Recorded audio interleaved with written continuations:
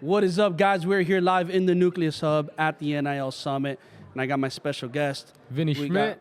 Vinny, he said it himself, from One Mission Athletes. Based out of Lawrence, Massachusetts, man. How you doing, bro? Good to have you on here again. Yes, I'm excited to be here. We definitely have a huge Nucleus supporter and advocate over here. Yes, we do. So I appreciate it. Man, I appreciate it. We got to get you guys all over New England, man. We got a takeover. The takeover's coming. We're here. We're here. Let's do it. By the way, I just want to say thank you for rocking the merch. Of course. And I love the whole look. Yes, sir. Crushing it, dude. Man, I appreciate it as well. You guys got the best setup by far. It's all weekend, man. Thank you, I'm loving it. I'm loving it. So let's dive in a little bit into exactly what you're doing in the NIL space and kind of what you're seeing is a huge play when it comes to the student athletes and getting them opportunities. Yeah, man. So my whole philosophy is just pushing athlete empowerment, just pushing the fact that these athletes need to be able to have the proper support system, the proper guidance, the proper opportunities and resources. So I decided to go to school to be able to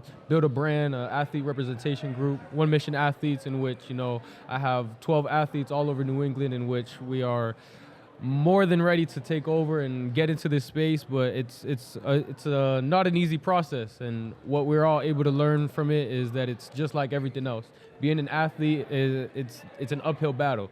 Just like being a brand owner, just like being a person at times, just like battling mental health. So my whole philosophy is just empowering others and just bringing the positivity out of the negativity and just continue pushing through adversity to make something happen, and really letting the athletes know that you can do anything you want, and building a brand is the most important thing you can do in the creator economy that we have upon us now.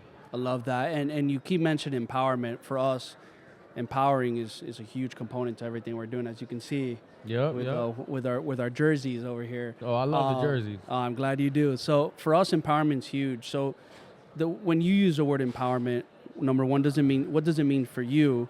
And then when it comes to the common challenges you see amongst the student athletes in the NIL space, how do you empower them to overcome these challenges? Yeah, so empowerment, it really just similar to the music space. I like the fact that a lot of these artists nowadays are finally taking control of their rights and their music, and they're now owning their masters, and they're going the independent route so they don't have to split the deals with the labels, and letting the athletes know that you're in control, you have the power, that being a brand and being an athlete in today's society is one of the most influential things that anybody could be, because you have this platform, you have this massive reach, and you have this communities and support systems that are built up around you, and you got to be able to properly funnel it. Being able to also understand it's not always going to be easy, and being able to recognize when things are getting tough, similar to being an athlete when you get tired, being able to push through adversity and continue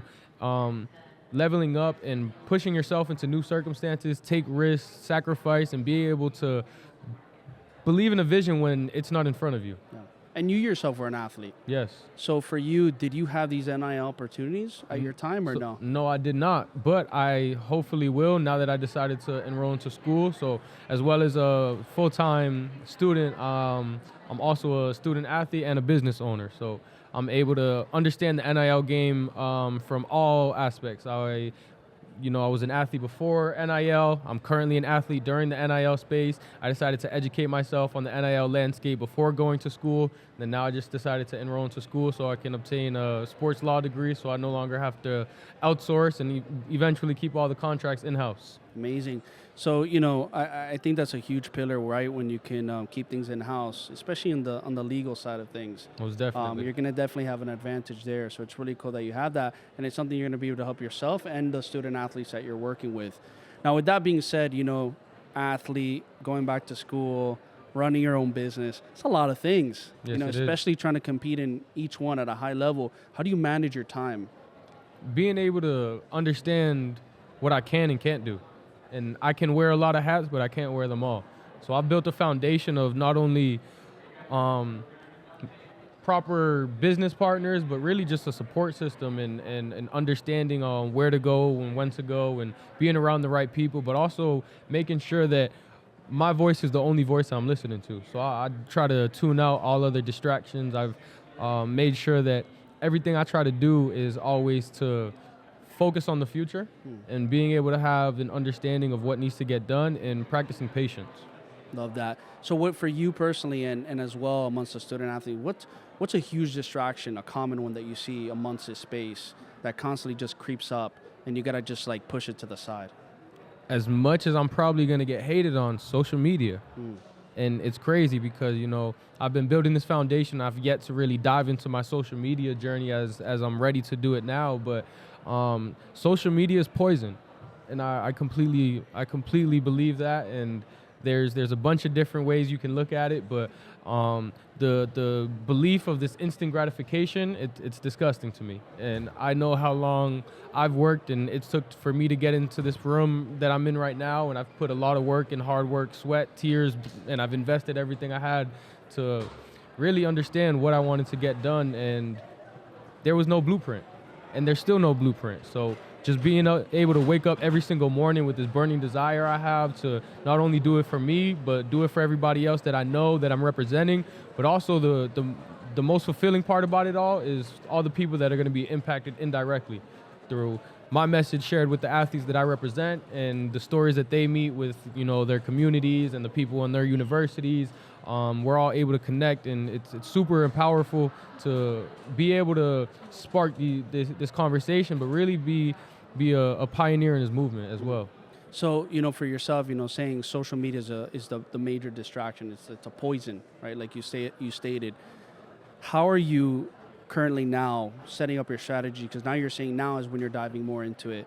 What's your strategy around, you know, putting the right content or making creating the content and attacking social the way that you want it, so it's not necessarily a poison? What is the strategy for that? Understanding who I am and what I represent and what I want out of it. So really understanding that I've built this foundation where I know exactly what I want, what I need, what I do not want, and also what I have to do to get there. So, and what are some of those wants, needs, not what you don't want, and what you have to do to get there? Yeah, so being able to understand that if you want something and somebody can't do it yourself. If you have this vision and it doesn't make sense, that's probably a good thing. Because at the end of the day, there's no blueprint. And I like saying that a lot because of the pure fact that a lot of people expect things to just be drawn out in front of them and point A to B. But, you know, on my journey, I've realized that no matter how I go about it, there's never going to be a right answer.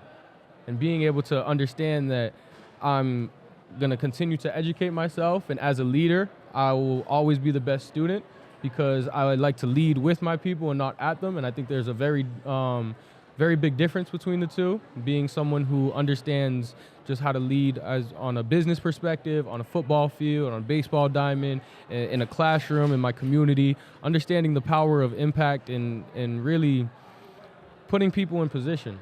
And some of the things that I've tried to stick away from is, once again, just negative attraction, being around different things that don't align with what I want to do, my beliefs, and also things that wouldn't represent me properly. All very important things that you stated.